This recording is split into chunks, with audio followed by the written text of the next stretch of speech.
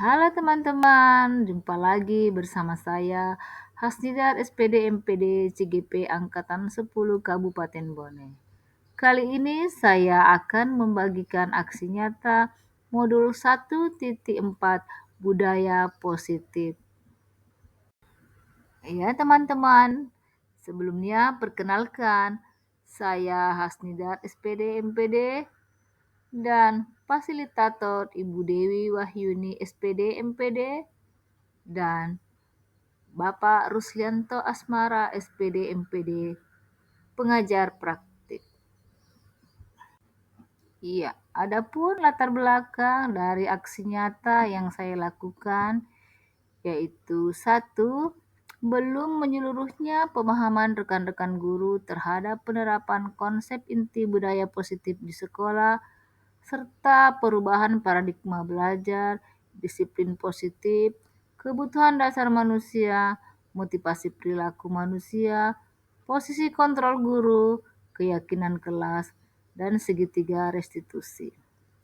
Ini diharapkan jika seluruh konsep inti tersebut dipahami oleh seluruh warga sekolah, maka akan tercipta budaya positif yang baik di lingkungan sekolah.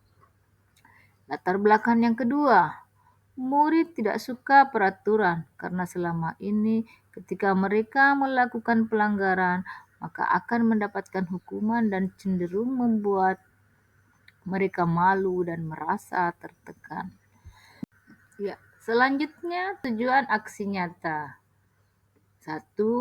Menumbuhkan budaya positif di sekolah dengan meyakini nilai-nilai kebajikan universal serta meningkatkan pengetahuan dan pemahaman tentang budaya positif.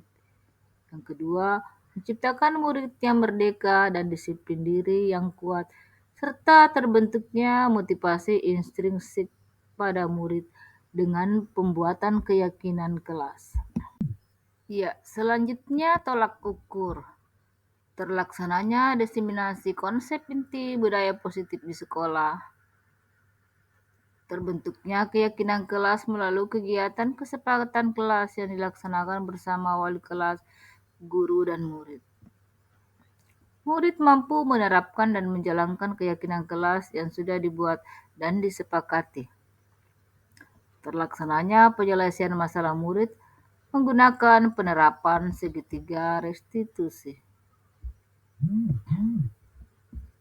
Ya, selanjutnya dukungan. Pertama, kepala sekolah. Kedua, rekan-rekan guru. Ketiga, wali kelas. Keempat, murid. Kelima, guru BK.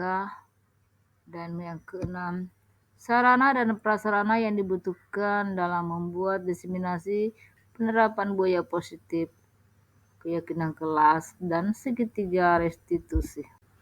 Ya, berikut ini merupakan kegiatan diseminasi di sekolah mengenai pemahaman dan pengalaman penerapan budaya positif.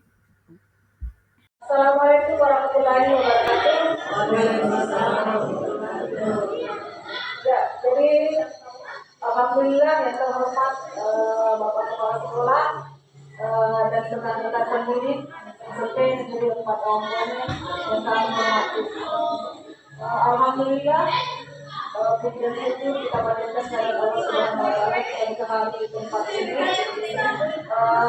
Diseminasi penyebaran pemahaman dan penerapan pengamalan budaya positif di sekolah. Kali pemula salam dan salam kepada Nabi Muhammad yang telah menunjukkan syarat kebajikan. Ya, jelaskan atau mengungkapkan tentang budaya positif di sekolah.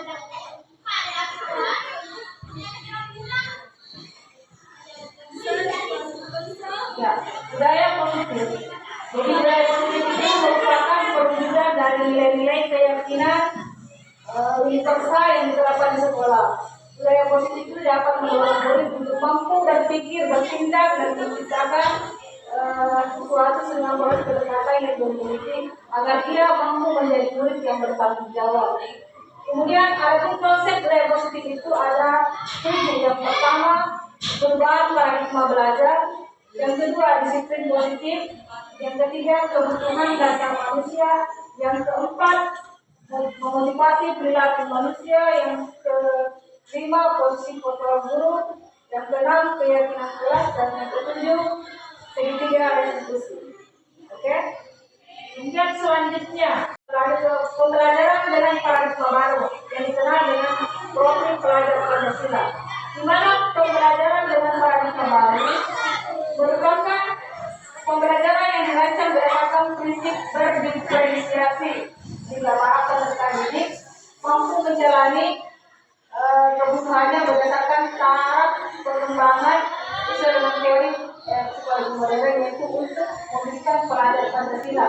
Jadi ada enam profil pelajar Pancasila. Yang pertama, beriman dan bertakwa kepada Tuhan Yang Maha Esa, berakhlak mulia. Yang kedua, berkebinekaan global, bergotong royong, kreatif, bernalar kritis, dan mandiri.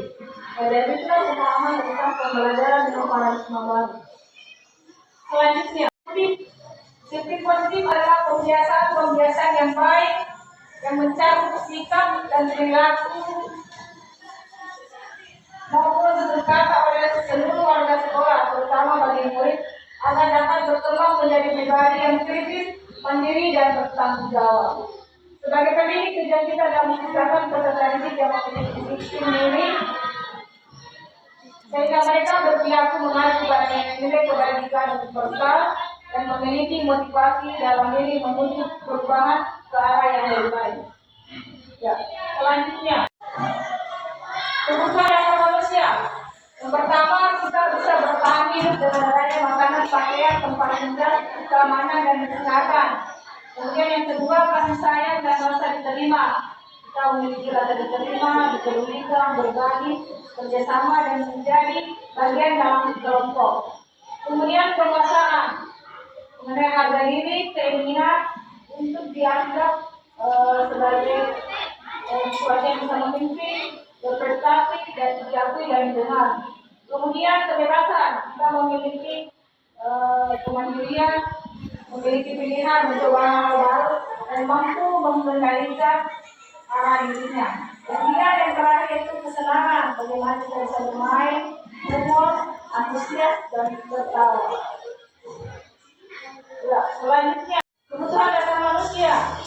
Ya, kita di sini ada kebutuhan dasar manusia sebagai seorang yang pemukul, kemudian suka memberikan instruksi dan kalau pemukul itu kita sifatnya tidak terencana, tiba-tiba kita tidak tahu apa yang terjadi, bersifat satu arah dan memberikan hukuman berupa fisik dan psikis. Kalau konsekuensi terencana sepakati sesuai dengan peraturan, murid tetap tidak nyaman, kemudian sikap itu selalu memonitor murid.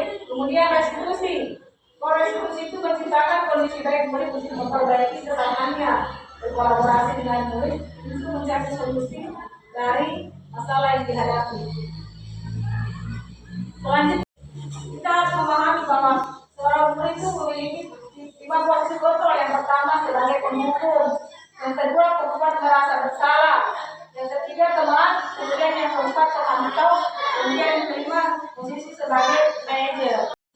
Ya, selanjutnya di sini ada contoh mengenai bagaimana seorang itu dulu dikatakan sebagai pembunuh. Misalnya ada seorang tinggi, bahasa tubuhnya mata melotot dan jari menunjuk menghabis. Seperti kalimat ini, selamat lagi, pasti terlambat, selalu datang terlambat. Kapan bisa datang tepat waktu? Tanyakan kepada diri kita. Bagaimana perasaan murid bila guru berbicara seperti itu dan muridnya datang terlambat? Ya, kita lihat hasilnya. Kemungkinan murid akan marah, mendendam, atau bersifat agresif. Bisa jadi setelah kembali ke tempat duduknya dia akan mencoret-coret bukunya, mejanya. Lebih mungkin lagi seorang murid itu kadang melihat motor atau mobil gurunya dan menggores-gores kendaraan tersebut dengan paku. Ya, jadi itulah sifatnya kalau kita guru menjadi seorang penghukum. Oke, selanjutnya, bagaimana guru bersikap sebagai teman? Ya, ada seorang lama akrab, bercanda, menggunakan bahasa tubuh, merawat para murid, mata tersenyum dan jenaka. Adik, ayolah, bagaimana kamu sih? Kemarin kamu sudah janji sama bapak, bukan? Sabar-sabar lagi, sambil tertawanya. Ya, sudah tidak apa-apa, duduk di sana, nanti kalau dibantu kamu. Sambil senyum-senyum. Ya, bagaimana perasaan kita sebagai seorang guru di sini? Hasilnya, murid akan merasa senang dengan akrab dengan guru. Ini termasuk dampak yang positif. Hanya saja dari segi negatif, murid menjadi tertanggung pada guru tersebut. Tidak masalah. Dia merasa bisa mengandalkan murid tersebut untuk membantunya. Akibat lain dari positif teman, Adi hanya akan berbuat sesuatu bila yang menyuruh adalah guru tersebut. Dan guru itu berlaku sama dengan guru yang lain. Jadi kita tadi sebagai teman. Kemudian selanjutnya ada suara datang bahasa suku yang formal. Guru, Adi, tahu kamu jam berapa kita mulai? Adi, tahu Pak. Guru, kamu terlambat 15 menit. Apa kamu sudah mengerti konsekuensi yang harus kamu lakukan bila terlambat? Adi, paham Pak, saya harus tinggal kelas pada jam istirahat nanti dan mengerjakan tugas ketertinggalan saya Pak. Guru, ya benar. Nanti pada saat jam istirahat kamu harus tinggal di kelas untuk menyelesaikan tugas dan tertinggal tadi. Saya tunggu. Ya, bagaimana perasaan kita sebagai murid pada waktu itu? Ya, lihat hasilnya. Murid memahami konsekuensi yang harus dilakukan karena telah melanggar salah satu peraturan sekolah.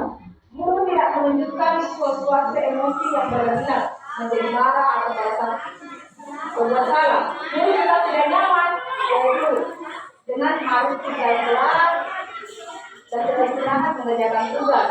Jadi tetap harus memantau murid tadi yang mulai ketinggalan untuk melaksanakan tugasnya di kelas.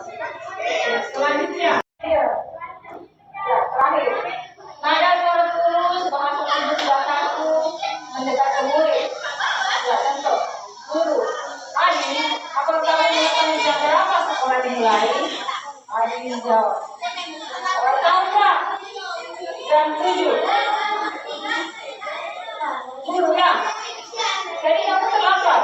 Kira-kira bagaimana kamu akan memperbaiki masalah ini?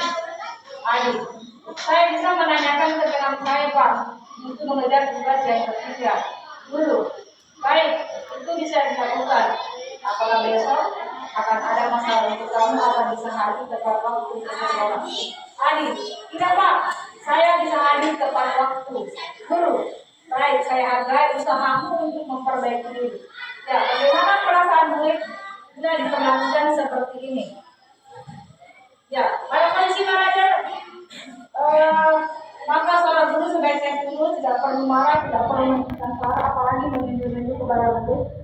Tidak bincang atau bertindak seolah-olah menyesal, nampak sedih, atau perbuatan murid tidak dapat tersebut guru menempatkan diri sebagai umat atau murid. Fokus pada murid bukan untuk membahagiakan diri atau orang tua. Murid sudah mengetahui adanya suatu masalah dan sesuatu perlu terjadi. Bila guru mengambil posisi pemantau, guru akan melihat konsekuensinya. Apa bantuannya? Apa pada kondisi berbeda, guru akan memberikan tanggung jawab pada murid mencari jalan keluar permasalahannya itu dengan bimbingan guru. Ya, ini ada contoh penerapan tentang posisi guru. Ya tadi, ini sebagai guru berdiri dengan mendekati depan kelas, jadi posisinya dengan posisi kaki kaki. Kemudian membuat merasa bersalah. Kemudian kali mengingatkan kamu senang-senang melihat guru tidak seperti ini. Kemudian, ya, terakhir, nada suara tulus, bahasa tubuh belakangku mendekat ke murid. Ya, contoh, guru, Adi, apakah kamu mengetahui jam berapa sekolah dimulai? Adi menjawab, tahu Pak, jam 7. Guru, ya, jadi kamu terlambat. Kira-kira bagaimana kamu akan memperbaiki masalah ini? Adi, saya bisa menanyakan ke teman saya Pak untuk mengejar tugas yang ketiga. Guru, baik, itu bisa dilakukan. Apakah besok akan ada masalah untuk kamu akan bisa hadir tepat waktu ke sekolah? Adi, tidak Pak, saya bisa hadir tepat waktu. Guru, baik, saya hargai usahamu untuk memperbaiki diri. Ya, bagaimana perasaan murid bila diperlakukan seperti ini? Ya, pada kondisi manajer, maka seorang guru sebaiknya dulu tidak perlu marah, tidak perlu menunjukkan suara, apalagi menunjuk-nunjuk kepada murid. Dalam bincang atau ketika seorang menyesal, nampak sedih, atau beberapa murid dianggap tersebut sebagai guru menempatkan diri sebagai rumah atau muridnya. Fokus pada murid bukan untuk membahagiakan diri atau orang tua. Murid sudah mengetahui adanya suatu masalah dan sesuatu perlu terjadi. Bila guru mengambil posisi pemantau, guru akan mengingatkan seterusnya. Apa bantuannya? Apa pada kondisi manajer, guru akan memberikan tanggung jawab pada murid mencari juga menjelaskan permasalahannya itu dengan bimbingan guru.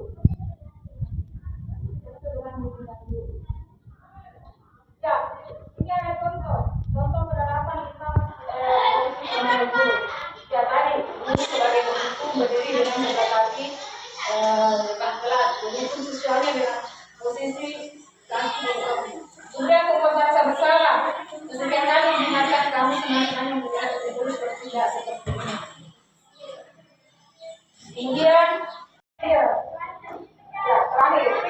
Nada suara tulus, bahasa tubuh sudah kaku, mendekat ke murid. Ya, contoh. Guru, Adi, apakah kamu mengetahui jam berapa sekolah dimulai? Adi menjawab, tahu Pak, jam 7. Guru, ya. Jadi kamu terlambat. Kira-kira bagaimana kamu akan memperbaiki masalah ini? Adi, saya bisa menanyakan ke teman saya Pak untuk mengejar tugas yang ketiga. Guru, baik, itu bisa dilakukan. Apakah besok akan ada masalah untuk kamu akan bisa hadir tepat waktu ke sekolah?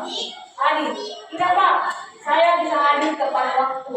Guru, baik, saya hargai usahamu untuk memperbaiki diri. Ya, bagaimana perasaan murid bila diperlakukan seperti ini? Ya, pada kondisi manajer,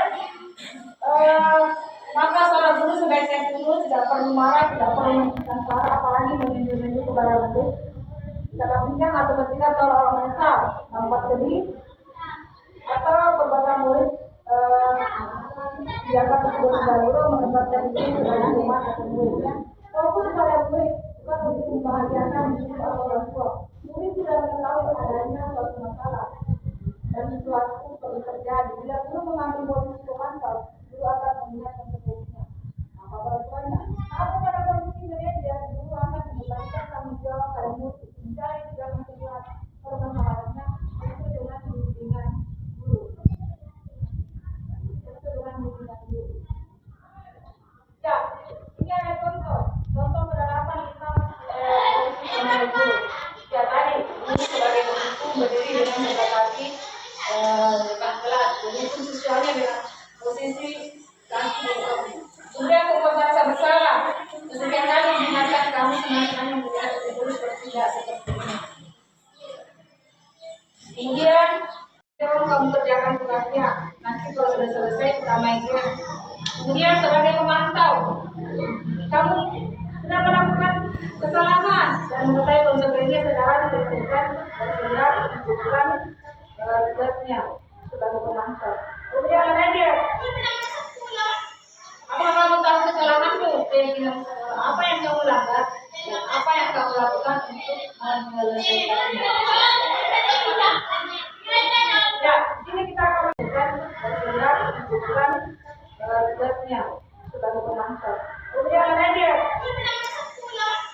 apa kamu tahu kesalahanmu? Apa yang kamu langgar? Apa yang kamu lakukan untuk menyelesaikannya? Ya, ini kita akan kontrol. Apa saya sudah sekali dengan kamu? Ya, jadi ini adalah kondisi pembuat merasa bersalah.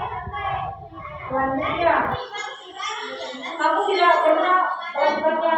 Sekarang saya kasih kamu tentang teknik lapangan kita. Ini contoh posisi sebagai pendukung siswa. Kemudian kira-kira bagaimana kamu akan memperbaiki masalah ini? Kita berada pada bonus kelompok manajer. Kemudian ayo lakukan jadi bapak dan jadi sebagai teman. Kemudian kamu terlambat 12 menit. Apa kamu sudah mengerti konsekuensi yang dilakukan jika datang terlambat? Ini posisi selalu penonton. Ya, saya kontrol apa? Saya sudah sekali dengan kamu. Ya, jadi ini adalah posisi pembuat rasa bersalah. Selanjutnya, kamu tidak pernah melakukannya.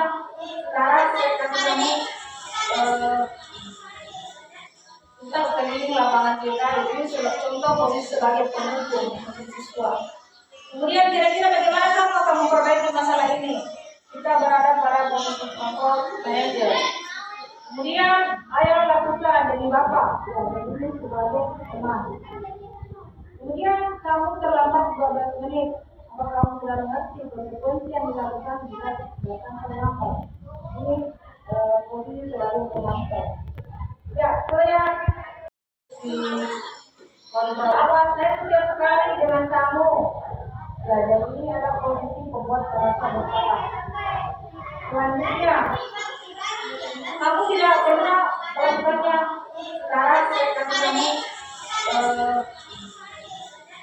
tentang keliling lapangan kita. Ini contoh posisi sebagai pendukung siswa. Kemudian kira-kira bagaimana kamu akan memperbaiki masalah ini? Kita berada pada posisi kelompok manajer. Kemudian ayo lakukan jadi bapak dan jadi sebagai teman. Kemudian kamu terlambat 12 menit. Apa kamu sudah mengerti konsekuensi yang dilakukan jika datang terlambat? Ini posisi selalu penonton. Ya, saya kontrol apa? Saya sudah sekali dengan kamu. Ya, jadi ini adalah posisi pembuat rasa bersalah. Selanjutnya, kamu tidak pernah melakukannya. Sekarang saya kasih kamu tentang keliling lapangan kita. Ini contoh posisi sebagai pendukung siswa. Kemudian kira-kira bagaimana kamu akan memperbaiki masalah ini? Kita berada pada posisi kelompok manajer. Kemudian ayo lakukan jadi bapak dan jadi sebagai teman. Kemudian kamu terlambat 12 menit. Apa kamu sudah mengerti konsekuensi yang dilakukan jika datang terlambat? Ini posisi selalu penonton. Ya, saya kontrol apa? Saya sudah sekali dengan kamu. Ya, jadi ini adalah posisi pembuat rasa bersalah. Selanjutnya, kamu tidak pernah melakukannya. Sekarang saya kasih kamu tentang keliling lapangan kita. Ini contoh posisi sebagai pendukung siswa. Kemudian kira-kira bagaimana kamu akan memperbaiki masalah ini? Kita berada pada posisi kelompok manajer. Kemudian ayo lakukan jadi bapak dan jadi sebagai teman. Kemudian kamu terlambat 12 menit. Apa kamu sudah mengerti konsekuensi yang dilakukan jika datang terlambat? Ini posisi selalu penonton.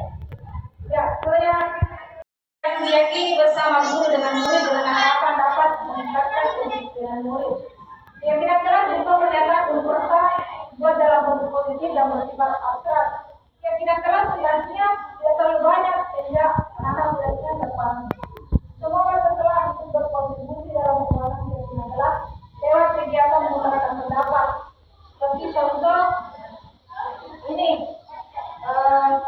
anak-anak merasa belajar, senang, melakukan tugas, kemudian saling menghargai, kemudian percaya diri, dia mencerahkan tugas, kemudian dia menghormati para guru, serta bekerja sesuai dengan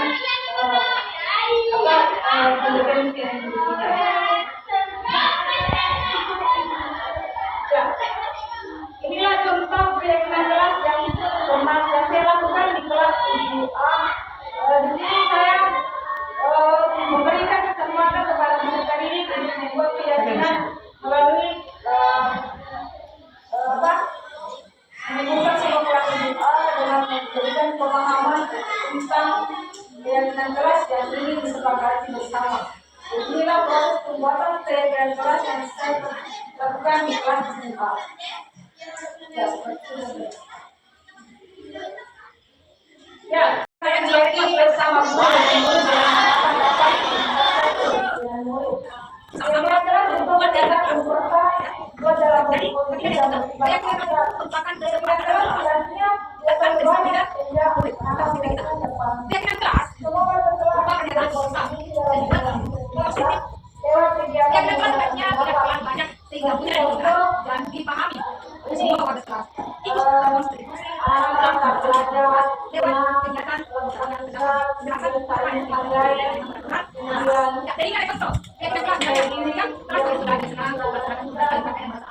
kemudian dia memperbaiki itu dengan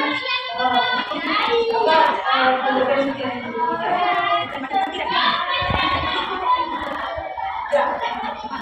Inilah contoh keyakinan kelas yang saya lakukan di kelas 7A. Di sini saya memberikan kesempatan kepada peserta didik untuk membuat keyakinan melalui menimbulkan sebuah 7A dengan memberikan pemahaman tentang keyakinan kelas yang ingin disepakati bersama. Inilah proses pembuatan keyakinan kelas yang saya lakukan di kelas 7A.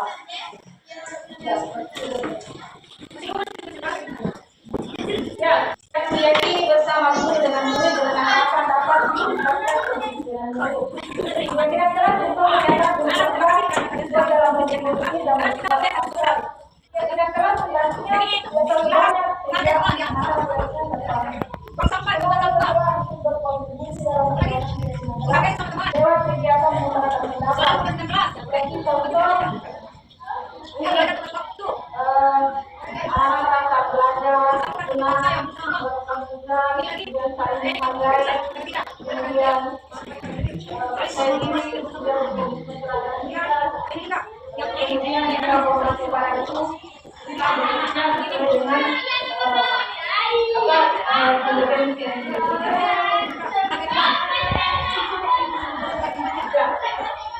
inilah contoh keyakinan kelas yang saya lakukan di kelas 7A. Di sini saya memberikan kesempatan kepada peserta didik untuk membuat keyakinan melalui menimbulkan sebuah 7A. Saya meyakini bersama guru dengan murid dengan harapan dapat meningkatkan keterampilan murid. Keyakinan kelas untuk menjaga keberkahan buat dalam berpolitik dan beribadah akhirat. Keyakinan kelas tugasnya yang terlalu banyak sehingga anak mereka depan. Semoga setelah berkontribusi dalam membangun keyakinan kelas lewat kegiatan mengutarakan pendapat. Seperti contoh ini anak-anak belajar senang berkonsentrasi dan saling menghargai, kemudian saya ini sudah berkonsentrasi kemudian dia berkonsentrasi pada itu kita bekerja sesuai dengan kompetensi yang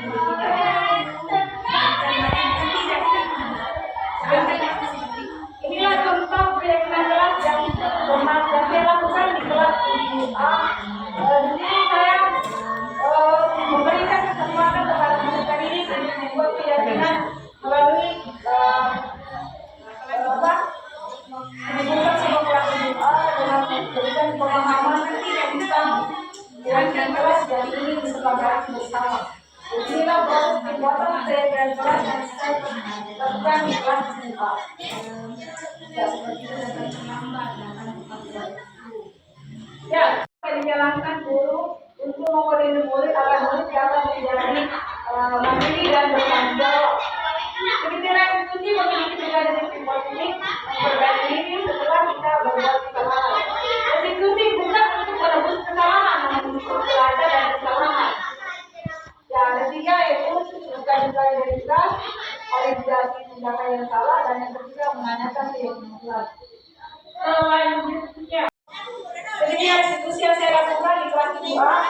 Mana siswa di sini atas nama dia dipatahkan meja pada jam istirahat dengan temannya. Ya, saya memvalidasi. Saya tanyakan dulu bagaimana kejadiannya, kemudian tindakan yang salah, kemudian saya memberikan pemahaman mengenai mengenai keyakinan kelas yang telah dibuat. Ya, ada juga kasusnya. Yang kedua ada juga kasusnya anak selalu makan di kelas jam pertama. Otomatis ini anak mengganggu proses pembelajaran adalah jam pertama. Dan sudah buat indikasinya bagaimana permasalahan bagaimana hal itu terjadi, kemudian apakah sesuai dengan keyakinan kelas yang sudah kita sepakati bersama. Ya, berbuat salah itu tak manusiawi. Tidak ada manusia yang sempurna. Bapak juga pernah melakukan kesalahan. Tidak mencari-cari kesalahan siswa. Siapa yang bersalah? Tidak Bu, ini solusi yang harus kita selesaikan secara bersama-sama. Seperti itu mentalitas identitas. Kemudian validasi tindakan yang salah. Kamu pasti punya alasan. Dan juga anak itu pasti punya alasan yang melakukan itu. Padahal kamu sudah melakukan lebih buruk dari ini ya. Kamu pasti bangga pada diri sendiri karena kamu telah melindungi sesuatu yang penting dari diri sendiri. Anak-anak biasa melakukan tindakan yang salah. Jadi kan tidak menjawab menurutnya itu sudah benar. Kemudian menanyakan keyakinan kelas ya. Apa itu keyakinan kelas? Ini apa yang telah kita sepakati dalam keyakinan kelas? Seperti apa gambaran ideal keyakinan kelas yang kita sepakati? Kamu jadi orang yang seperti apa? Saya tahu saya mau jadi seperti apa. Ya, itulah mungkin yang saya paparkan hari ini terkait diseminasi pemahaman penerapan budaya positif di lingkungan sekolah. Terima kasih atas waktu dan kesempatannya. Semoga pertemuan ini berkah untuk kita semua. Wabillahi taufiq wal hidayah. Wassalamualaikum warahmatullahi wabarakatuh. Saya mau jadi seperti apa? Ya, itulah mungkin yang saya paparkan hari ini terkait diseminasi pemahaman penerapan budaya positif di lingkungan sekolah. Terima kasih atas waktu dan kesempatannya. Semoga pertemuan ini berkah untuk kita semua. Wabillahi taufiq wal hidayah. Wassalamualaikum warahmatullahi wabarakatuh.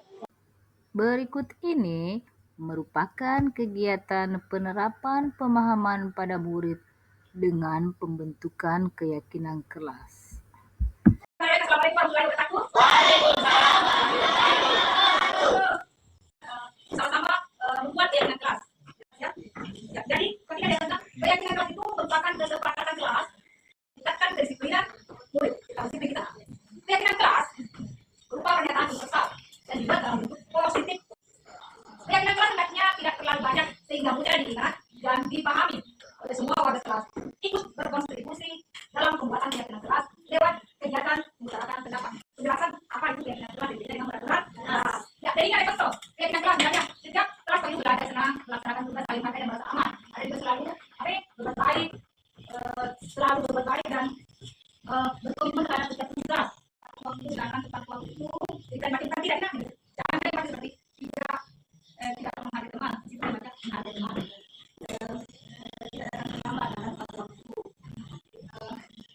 Apa itu?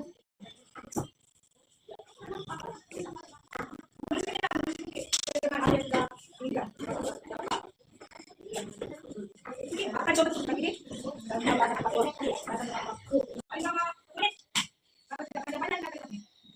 Setelah kelas, kalau di PPC-nya sebenarnya sepertinya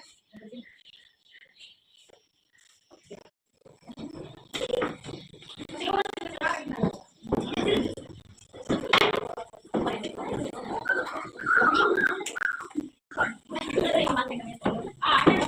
kasih karena kalian sudah menulis keyakinan kelas. Sekarang kita boleh kasih satu saja.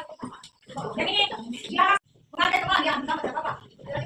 Buang sampah di tempat sampah. Apalagi menghargai sama teman. Selalu memperhatikan kelas, ya boleh. Memperhatikan keyakinan. Ya belajar tepat waktu. Oke. Buang sampah di tempat saya bersama. Ini lagi, ini cancel. Kata tidak, boleh kata tidak ya. Saling menghormati dan bersama tempatnya. Kemudian ini juga yang ini ada anak. Kemudian ini mau tempat sampah. ya. Ini Kak, pakai teman. Mau buka tempatnya. Ya. Ya ini. Ya dari 1, 2, 3, 4, 5, 6, 7, 8, 9, 10. Kadang-kadang kita suka penanggalan dan kita sepakat bersama. Ada tempat waktu itu pakai teman. Apa? Kita jalan. Apa? Mau sama tempatnya. Saling menghormati. Ya, jadi Ya, selanjutnya kita akan melihat respon murid tentang pembentukan keyakinan kelas. Bagaimana perasaan kamu saat membuat keyakinan kelas? Senang, sangat antusias. Apakah menurut kamu pembuatan keyakinan kelas penting dilakukan? Penting, penting sekali. Dan penting, Bu. Menurut kamu pembuatan keyakinan kelas penting dilakukan? Keyakinan kelas sangat penting karena dapat meningkatkan kedisiplinan kita. Karena bisa menimbulkan rasa saling menghormati. Jadi karena bisa membangun rasa tanggung jawab. Ya, adapun refleksi dari pelaksanaan diseminasi penerapan pemahaman budaya positif kepada rekan guru yang saya laksanakan pada hari Senin tanggal 10 Juni 2024 di SMP Negeri 4 Awampone. Ya, refleksi pembuatan keyakinan kelas bersama murid kelas 7A pada hari Selasa tanggal 4 Juni 2023 di SMP Negeri 4 Awampone, di mana murid sangat antusias dalam membuat keyakinan kelas. Refleksi perasaan saya setelah melakukan aksi nyata ini. Saya sangat bersemangat dalam melakukan perubahan ke arah yang lebih baik, terutama dalam menerapkan konsep inti budaya positif di sekolah. Ya, selanjutnya adapun rencana perbaikan. 1. Selalu melakukan evaluasi secara berkala. 2. Terus meningkatkan koordinasi dengan semua pihak di lingkungan sekolah. 3. Terus meningkatkan ilmu pengetahuan dan pengalaman terkait budaya positif. 4. Berupaya meminimalisir kekurangan-kekurangan yang ada. 5. Selalu menganalisis kebermanfaatan hasil diseminasi tersebut terhadap murid dan lingkungan belajar. Sekian video aksi nyata budaya positif modul 1.4. Semoga bermanfaat bagi kita semua. Salam guru penggerak. Assalamualaikum warahmatullahi wabarakatuh.